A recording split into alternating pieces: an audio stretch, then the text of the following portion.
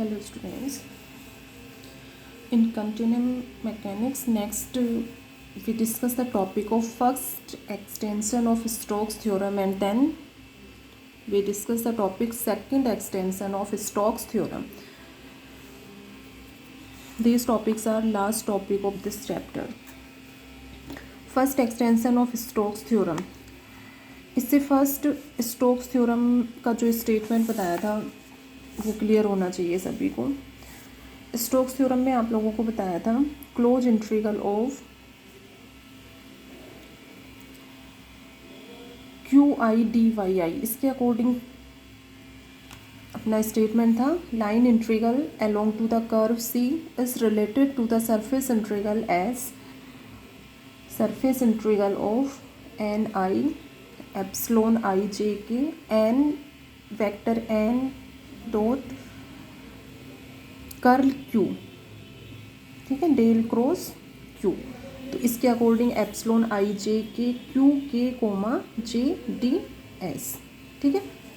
तो इसको index notation में लोगे तो ये एन आई और ये एप्सिलॉन आई जे के क्यू के कोमा जे डी एस.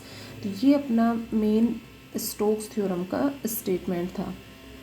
इस पर बेस्ड आपको क्वेश्चंस भी करवाए थे, सभी को क्लियर हो गए होंगे कि किस तरह से गॉस थ्योरम को वेरीफाई करना है और किस तरह से स्टोक्स थ्योरम को वेरीफाई करना है. क्वेश्चंस में क्यू आई की वैल्यू गिवन होगी, उसके अकॉर्डिंग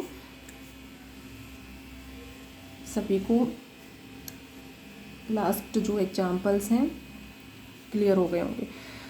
अब देखो नेक्स्ट अपना टॉपिक है first extension of Stokes theorem. इसका first extension of Stokes theorem says that its statement given by close integral of C A D Y I equal to surface integral of epsilon आई जे के N जे ए comma के D S, ठीक है. तो इसमें ये अब जैसे ये क्यू आई वैक्टर है तो ए आई की फॉर्म में ये स्टेटमेंट क्या हो जाएगा, close integral along to the curve C A I D Y I equal to surface integral of N I epsilon I J K और ए के कोमा जे डी एस. क्यों ये हो गया, ठीक है. तो फर्स्ट एक्सटेंशन में इस ए आई की जगह ए, ठीक है, ये वेक्टर ए नहीं है, मैग्नीट्यूड को रिप्रेजेंट करता है ये ए, ठीक है. अभी आगे नेक्स्ट क्लियर हो जाएंगी सभी चीज़ें. A D Y I equal to surface integral of epsilon आई जे के एन जे ए कोमा के डी एस. तो ये फर्स्ट तो ये सबको लर्न करना है कि इसका first extension of Stokes theorem है, उसका स्टेटमेंट क्या है. अब इसको प्रूव करेंगे कि ये टर्म इसके इक्वल है, ठीक है. सबसे फर्स्ट डायग्राम लोगे, वही प्लेन लोगे y1 y2 y3, ठीक है. उसके अकॉर्डिंग देखो ये कोई भी प्लेन है y1 y2 y3, इसमें r be the region and c be a closed curve lie on the region r, ठीक है. c be a closed curve in region r and ds be the, ये कोई surface s है किसमें, close curve c में. ds be the differential surface element on s. तो ये तो डायग्राम हो गया. ये यूनिट नॉर्मल वेक्टर की डायरेक्शन ये हो गई. n cap be the unit normal vector in outward direction on differential surface element ds on s, ठीक है. तो ये तो स्टोक्स थ्योरम का जर्नल स्टेटमेंट अपना ये हो गया. A be the vector of y1 y2 y3, a be the vector point function which is single valued and continuous in region r, ठीक है. ये कोई भी वेक्टर है जो सिंगल वैल्यूड है और कंटिन्यूस है इस रीजन r में. तो इसके अकॉर्डिंग इक्वेशन फर्स्ट मार्क करोगे. अब first extension of Stokes theorem इसको प्रूव करेंगे, ठीक है. तो यहाँ पर सबको इनको डिफाइन किया है कि ए y1 y2 y3, यहाँ पर ये वेक्टर a है, ठीक है. a is the vector which is the function of y1 y2 y3, vector function of position that is single valued and continuous in region r. c be a closed curve in region r and S be any surface in region R encloses by the close curve C. ठीक है, तो language जो है वो learn भी हो गई होगी, पीछे गॉस थ्योरम में बताया था, स्टोक्स थ्योरम में भी अपना आया था। ठीक है, तो S be the surface in region R encloses by the close curve C and N I be the unit vector. N I लो या एन कैप लो, ठीक है, एन कैप और ये वेक्टर एन, और इसी को यूनिट वेक्टर के फॉर्म में या इंडेक्स नोटेशन में एन आई से रिप्रेजेंट करोगे। ठीक है, तो एन कैप या एन वेक्टर या एन आई एक ही बात है। तो एन आई और n cap be the unit normal vector in outward direction to a differential surface element d s on surface s. Clear हो गया सभी को? अब देखो प्रूफ, इसको प्रूव करेंगे कि ये टर्म इसके इक्वल है। तो इसमें जो जो टर्म्स थी उनको यहाँ एक्सप्लेन किया है। सबसे फर्स्ट स्टोक्स थ्योरम का जो स्टेटमेंट है उसको लेकर चलोगे। By Stokes theorem we have this term is equal to this term. ठीक है,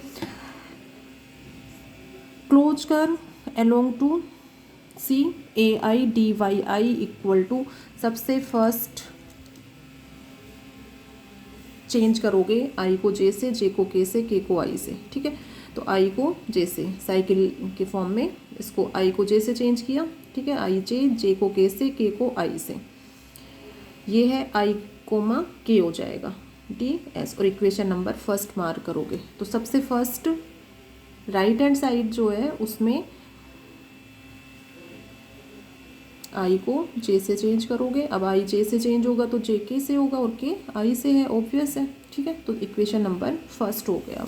अब देखो इसमें नेक्स्ट इम्पोर्टेंट पॉइंट है, इम्पोर्टेंट पॉइंट सबको क्लियर भी है, पढ़ा हुआ है पहले। Let a cap be the unit vector in direction of vector a vector a जो है इस डायरेक्शन में यूनिट वेक्टर क्या सपोज किया है, A cap be the unit vector in direction of vector A and capital A. तो ये तो वेक्टर ए है, ठीक है, इस वेक्टर ए की डायरेक्शन में ये यूनिट वेक्टर हो गया, और यहाँ पर ये जो ए है ये मैग्नीट्यूड को रिप्रेजेंट कर रहे हैं, and A be the magnitude of vector ए।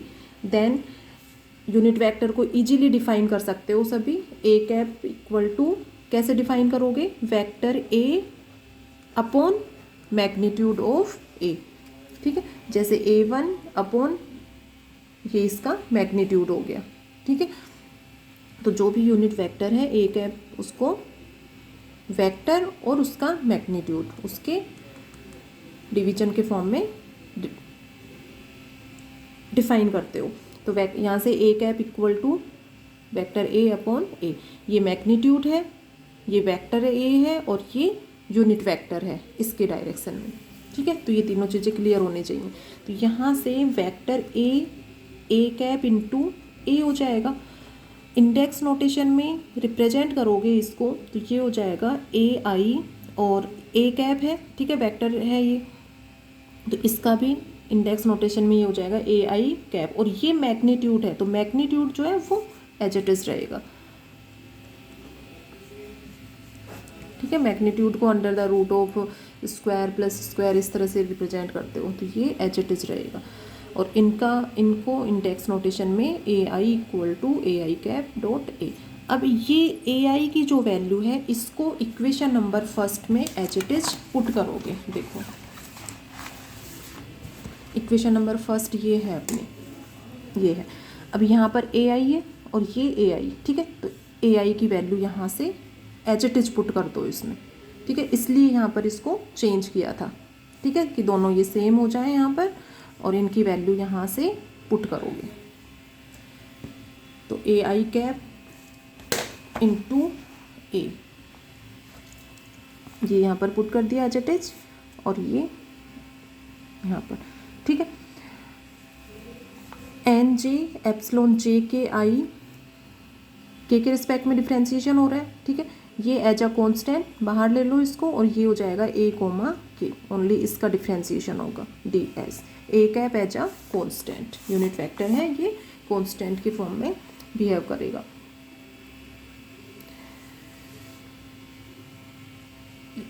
अब देखो लेफ्ट हैंड साइड ये है, ये राइट हैंड साइड है। अब ए आई कैप कॉन्स्टेंट है तो कॉन्स्टेंट को बाहर लोगे, ठीक है, ए आई कैप बाहर ले लोगे इसमें एज, क्योंकि ये A I cap as a constant, तो इधर इससे इसमें भी ये टर्म जो है वो बाहर आ जाएगी कॉन्स्टेंट के उसमें। अब ये कैंसिल भी हो सकता है दोनों left hand side right hand side में, ठीक है, बट इसको प्रॉपर सॉल्यूशन के लिए कैंसिल नहीं करना है, इसको एज इट इज़ रखना है, ठीक है। ये बाहर ले लिया बिकॉज ए कैप और a I cap is a constant, तो ये टर्म हो गया ए आई कैप और integration of C A D Y i minus इसको इधर ले लो तो ये हो जाएगा N J epsilon J K I A comma के डी एस इक्वल टू 0, ठीक है। ए आई कैप, अब ये दोनों टर्म का मल्टीप्लिकेशन 0 है, मीन्स या तो ये 0 होगा या ये टर्म 0 होगी, ये नॉट इक्वल टू 0, ठीक है, ये नॉट इक्वल टू 0 है तो ये टर्म इक्वल टू 0 होगा, क्योंकि अपने को जो प्रूव करना है वो इसी के अकॉर्डिंग प्रूव होगा। तो यहाँ पर A I cap not equal to 0 as A cap as a constant, इसी को 0 कर दोगे तो उसके अकॉर्डिंग ये 0 हो जाएगा, ये 0 हो जाएगा तो वेक्टर ही 0 हो जाएगा, ठीक है। तो यहाँ पर ये जो है ये नॉट इक्वल टू 0 होगा। अब ये नॉट इक्वल टू 0 है तो दिस टर्म इक्वल टू 0, तो ये इक्वल टू 0 होगा, तो इसके according close integral along to the curve C A T Y I equal to S N J epsilon J K I A comma के D S. तो बिल्कुल simple है prove, लेकिन उसको एज इट इज़ किस तरह से डायग्राम लेते हुए किस तरह से स्टेप बाय स्टेप 4-5 स्टेप्स में उसको सॉल्व करना है, वो प्रॉपर सॉल्यूशन करना है आप लोगों को।